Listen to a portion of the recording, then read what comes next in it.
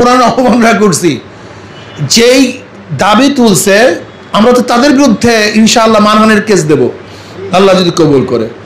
যদি আলেম ওলামারা এটা প্রমাণিত করে যে না কোন রকম হয় না, বরং কোরআনকে শক্তিশালী করা হয়েছে, কোরআনকে আরো শক্তিশালী করা হয়েছে, তাহলে যারা আমরা কি চাই, ইসলামী আন্দোলন সবচেয়ে ভালো এক সংগঠন, এদের উপরে খুব বড় কোনো প্রশ্ন নেই, কোনো বড় প্রশ্ন নেই আলহামদুলিল্লাহ। অন্যান্য সংগঠনের উপরে হাজারো বড় বড় প্রশ্ন আছে, কিন্তু ইসলামী আন্দোলনের উপরে বড় কোনো প্রশ্ন নেই।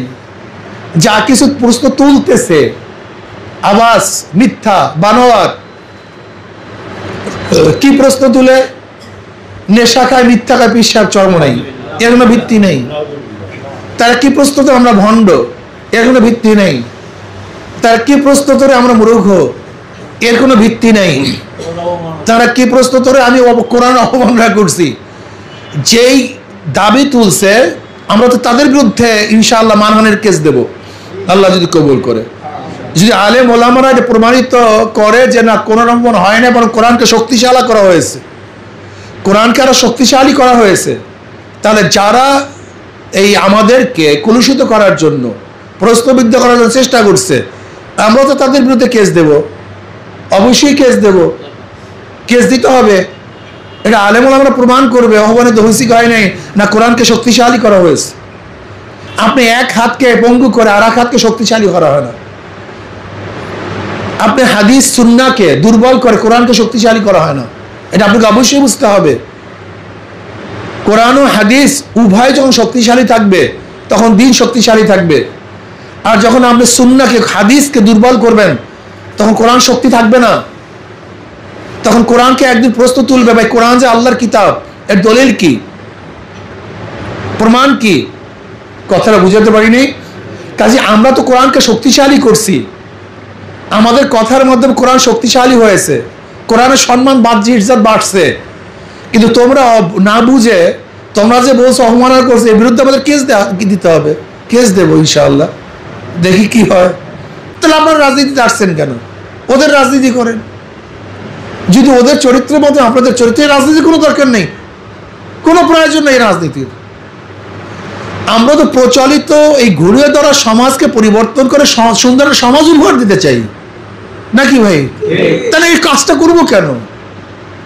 রাজনীতি তো আছে বাংলাদেশে বহু, করেন সেগুলি গিয়ে, সমস্যা কি? ক্ষমতা যান, চুরি করেন, টেন্ডারবাজি করেন, ডাকাতি করেন, ধর্ষণ করেন, মনে যা চাই করেন, আছে তো সেই প্ল্যাটফর্ম, হাজার প্ল্যাটফর্ম আছে, যান করেন।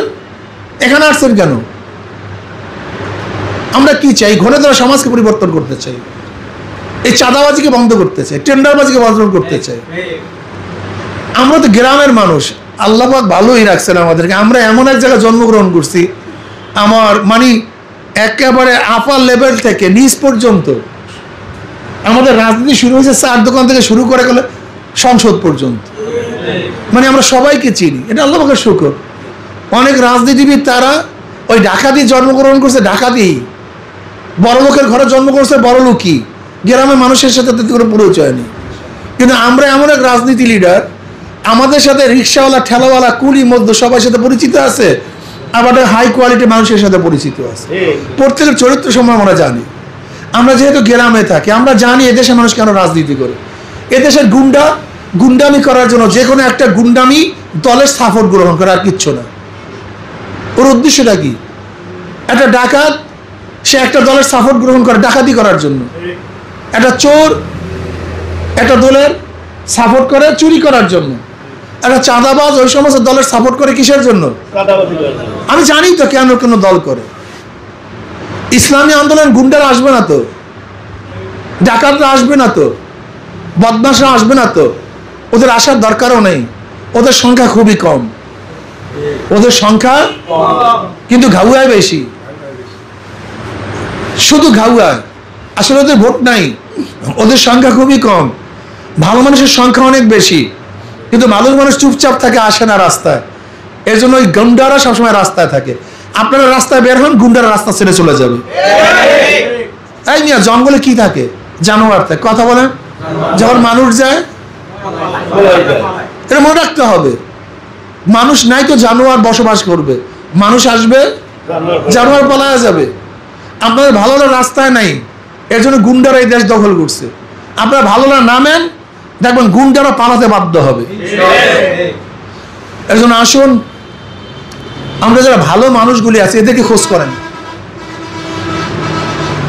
কোন কোন জায়গায় কোন কোন ঘরে ভালো মানুষগুলি আছে, চাঁদাবাজ না, গুন্ডা না, মাস্তান না, চোর না, ডাকাত না, ধর্ষক না, এদেরকে খোঁজ করেন, এদের কাছে যান। ইনশাআল্লাহ আপনারা যদি ভালো লোকগুলি একত্রিত হন, তাহলে যে খারাপ লোকগুলি